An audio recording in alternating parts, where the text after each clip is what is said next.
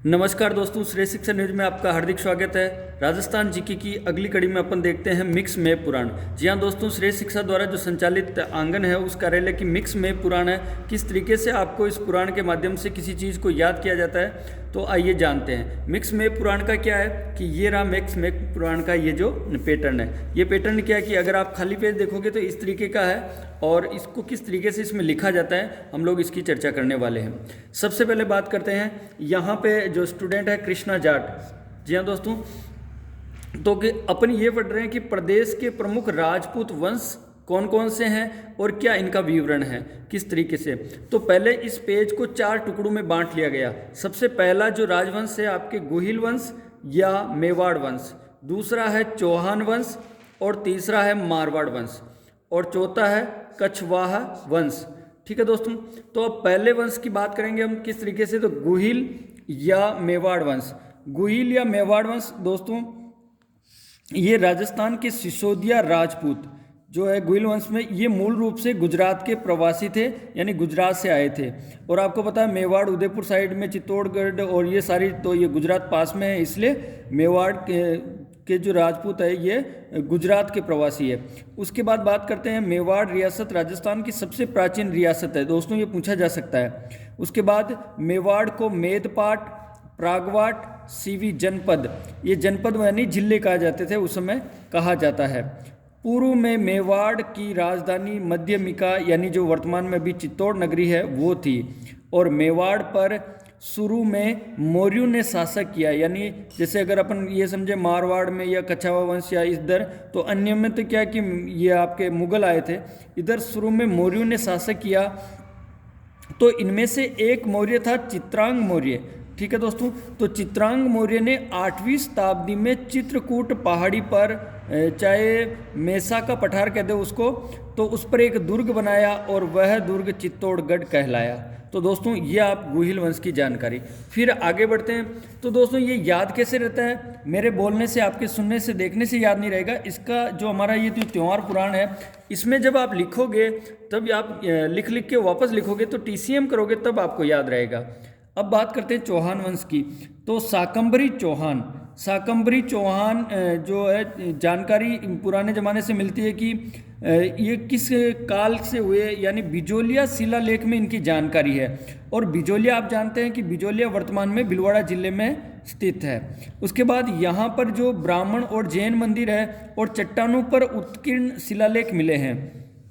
उत्कीर्ण का अर्थ होता है उकेरे हुए, यानी पत्थर पर आप जब उकेरते हो ना तो उसको उत्तीर्ण शिलालेख मिले हैं। फिर चौहानों का मूल स्थान जो है सपाद लक्ष्य होता है। तो ये सपाद लक्ष्य क्या है कि ये सपाद लक्ष्य जो आपके ये नागौर में जिसको सांबर क्षेत्र होता है तो उसका उपनाम है। और बहुत सारी किताबों में अभी तक भी नहीं दे रखा है। अपने को ये जानना है यहाँ से कि सपाद लक्ष्य का अर्थ है 1.25 लाख गाँवों का समूह, ऐसा भी प्रश्न पूछा जा सकता है। फिर बात करते हैं दोस्तों तीसरे राजवंश जिसका आता है मारवाड़ वंश। तो ये राजवंश और ये मारवाड़ वंश, मारवाड़ के राठौड़ वंशों की बात कर रहे हैं अपन। तो राठौड़ शब्द की उत्पत्ति राष्ट्रकूट से हुई है, यानी जो राष्ट्र के प्रति समर्पित होने वाले। तो कहा जाता है कि औरंगजेब की मृत्यु तक, यानी औरंगजेब जो मुगलों का शासक था उसकी मृत्यु तक अपने आप को स्वतंत्र रखने का प्रयास करने वाला राजपूत राज्य मारवाड़ था। अगर आपको यहाँ बात कीजिए तो मैंने यहाँ बात कहा कि सबसे पुराना जो प्राचीन रियासत कौन थी, वो मेवाड़ थी। और उसके अलावा अगर बात करें अपन कि अपने आप को स्वतंत्र रखने का प्रयास करने वाला, हालांकि स्वतंत्र नहीं रहा, मुगलों ने यहाँ राज भी किया लेकिन प्रयास लगातार उसने किया, तो वो जो राज्य था वो उस समय का तो मारवाड़ राज्य था। और मारवाड़ की संकटकालीन राजधानी सिवाना दुर्ग थी जो कि बाड़मेर में है। ये सिवाना दुर्ग की कहानी है। आप ये भाग 1 पढ़ रहे हैं, इसके बाद इसके 24 भाग आएंगे। तो 24 जो राजा है अलग अलग, जैसे गोहिल वंश के राजा अलग है, चौहान वंश के राजा, तो एक एक राजा भी चलते जाएंगे अलग। इस राजा मतलब इस वंश के एक राजा को पढ़ेंगे, फिर दूसरे के, तीसरे के, इस तरीके से।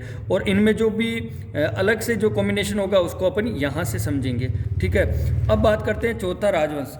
चौथा राजवंश की बात करें दोस्तों तो माना जाता है कछवाहा वंश।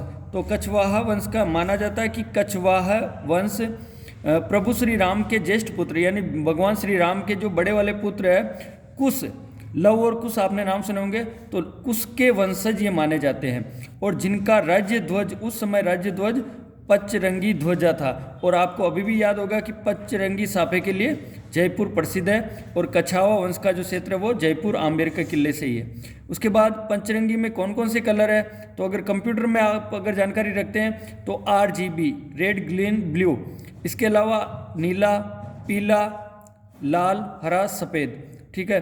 RGB प्लस ये रंग आप मिला सकते हो, तो कुल मिला के 5 कलर हो गए, नीला, पीला, हरा और सफ़ेद और लाल।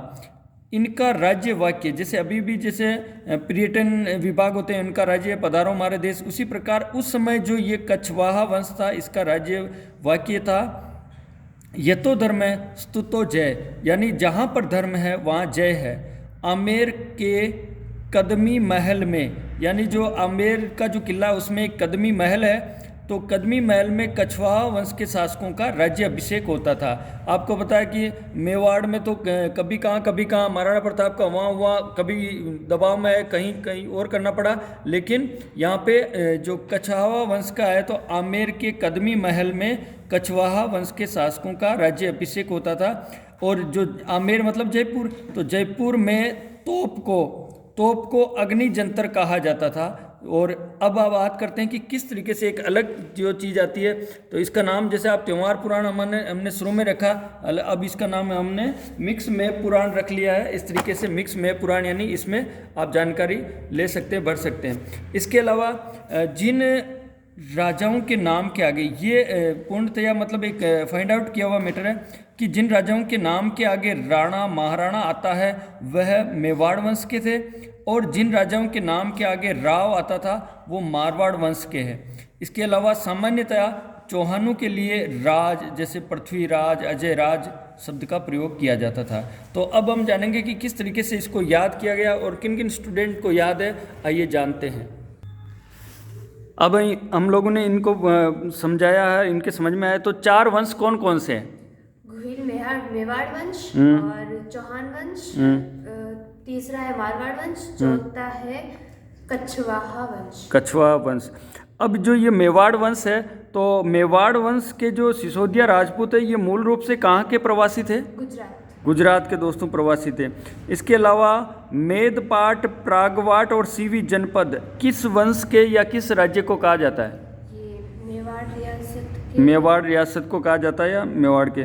उसके अलावा एक इन्होंने जो इस मेवाड़ में चित्रांग मौर्य नाम के एक व्यक्ति ने 8वीं शताब्दी में किस पहाड़ी पर मेसा का पठार और चित्रकूट पहाड़ी पर एक दुर्ग का निर्माण किया। अब चौहान वंश की बात करें तो चौहान वंश में जो एक शब्द आता है सपाद लक्ष्य, इसका अर्थ क्या होता है? 1.25 लाख गांवों का समूह। 1.25 लाख गांवों का समूह सपाद लक्ष्य कहलाता है। अभी जो ये सांभर क्षेत्र को सपाद लक्ष्य कहते हैं। तो और अब आते हैं मारवाड़ वंश।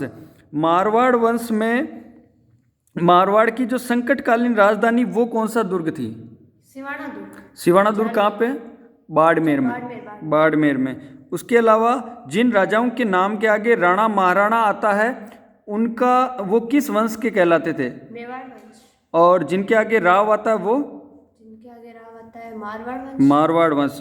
और कछवाहा वंश में जो कछवाहा वंश को किसका वंशज माना जाता है? ये प्रभु श्री राम के ज्येष्ठ पुत्र कुश नाम था उनका, उनके वंशज थे।